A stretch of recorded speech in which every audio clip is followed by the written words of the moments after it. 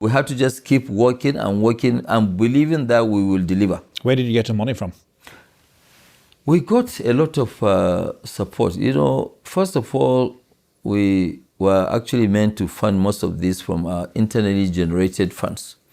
But because of the devaluation, so we have to now rely on Afrexim Bank, African Finance Corporation, Zenith Bank, Access Bank, UBA, and some of the local banks. But of course, we also have a very good relationship with the Standard Bank of South Africa, and at the beginning, Standard Chartered Bank of UK.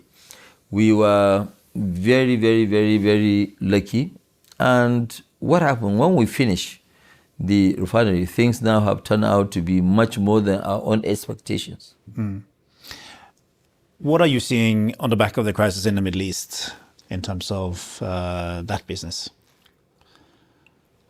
Well, actually, all your businesses. What's the effect on your business? The effect on our businesses is actually more of beneficiary than actually downside. Because if you look at urea, where we are producers. Which is the fertilizer. Which is fertilizer. Today, fertilizer is in a very high demand. Not only in the high demand, in February, before the Middle Eastern crisis, we were selling a ton for about $400.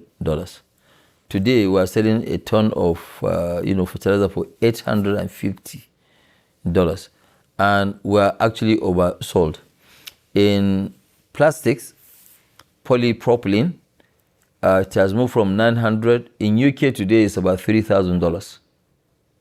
Okay, and for us, if not because of the polypropylene we are producing today, all the plastic industry in Nigeria, which they are very huge, they are almost like number 2 or number 3 in terms of employment, they would have shut down because there's nowhere you can even get it. Our aviation were oversold till end of, till middle of July. And we're producing 20 million liters a day. Where do you source your crude now? We source about 56% from Nigeria, some from other Angola. We buy quite from Angola. We buy from Libya. We buy from US. At a point, we are doing almost about 7 to 8 cargoes of WTI from US. But we are getting more of Nigeria's crude now. So, we have to buy now 21 cargoes every month. That's how big we are. And, we're more than doubling the refinery. In the next 30 months, we'll be at 1.4 million, which is huge. What are the forces which have been trying to work against you in this project? Just you mentioned kind of the kind of mafia. The people who are actually benefiting, because Nigeria was given almost about $10 billion every year as subsidy. So there are shippers who are making tons of money. There are traders who are making tons of money buying the crude and sending us, product. They use it. They say that it's a trade which they give you crude and then you supply them with products. There are also the local people because it was subsidized. So a lot of people, very few people are getting allocation. So they are making tons of billions of naira. So these are the people that are not agreeing for us to settle down because they believe that no, we are coming here to displace them, which is, that's, of course, that's what we have done now. Absolutely. And now you're going to replace more people because you are planning to do a project in Tanzania. Tanzania, there are a couple of countries that they say, okay, look, with what has happened in the Middle East, we don't want to rely on the supply anymore from there. We need our own refinery. So Uganda, Tanzania, Kenya, and some of the other countries like, Rwanda and co. When we build the refinery, the same size, 650, we'll be able to serve up to Ethiopia. Are you going to build all these refineries? Yeah, we're going to. We're going to build. So what's the total spend on this? We have now the group, as a group wide, we have $45 billion to spend. But we're also doing LNG in Nigeria. We're doing a gas infrastructure to remove all the gas we are flaring in the southern part and eastern part, bringing it to the west, where we are setting off an LNG, plant. About 12 million tons of LNG. Each train will be about 6 million. How are you going to pipe? Are you going to pipe this together? We're piping from there down, and then we have the gas treatment plant. The Nigerian gas is an associated gas, so you have to treat it before you can now use it to regasify. So what we are trying now to do is to make sure that, yes, we look at our income. What is our income stream? What is our revenue? And what is the EBITDA that we have in between 2026 to 2030? What is the gap that we have? What is the another insurance gap that we need to fill? And this is what we have done. And that's why we're coming off with selling part of the business, getting more investors into the business, and also making sure that we continue to, accelerate on the business. Cement going to 100 million tons. In cement, really, we don't even need much money. We are getting financing, and the cash generation is very liquid, is heavy.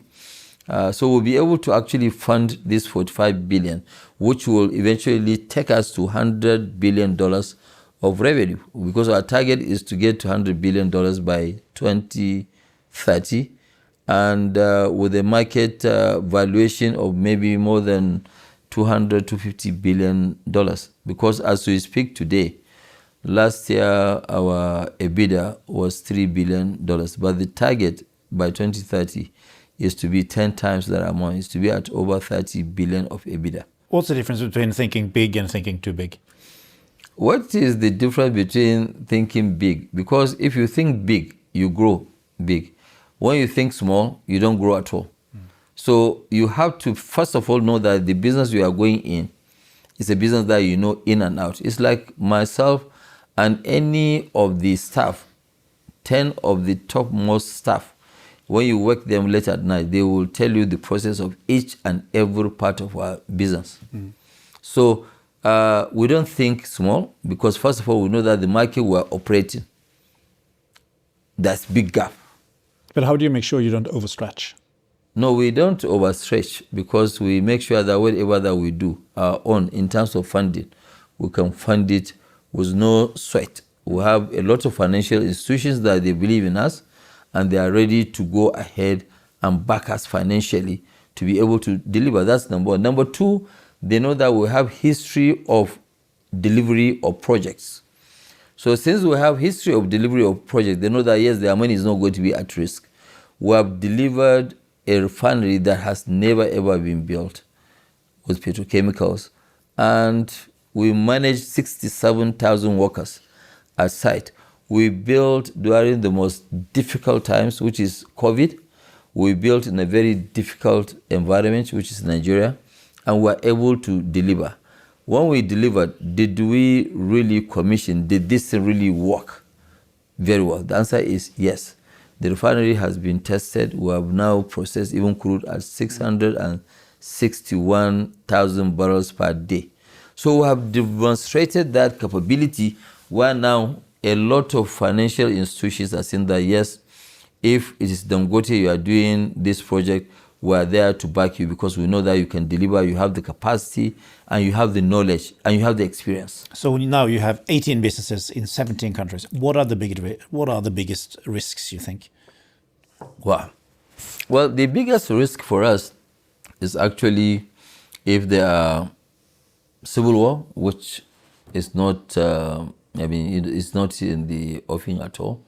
The other biggest risk is, government inconsistencies in policies, of which we're addressing that one, because if you look at like our refinery, the National Oil Company already owns 7.5%, 7.25%, and they are trying to buy more. We're the ones that are saying that no, we want to now spread it and have everybody to be part of.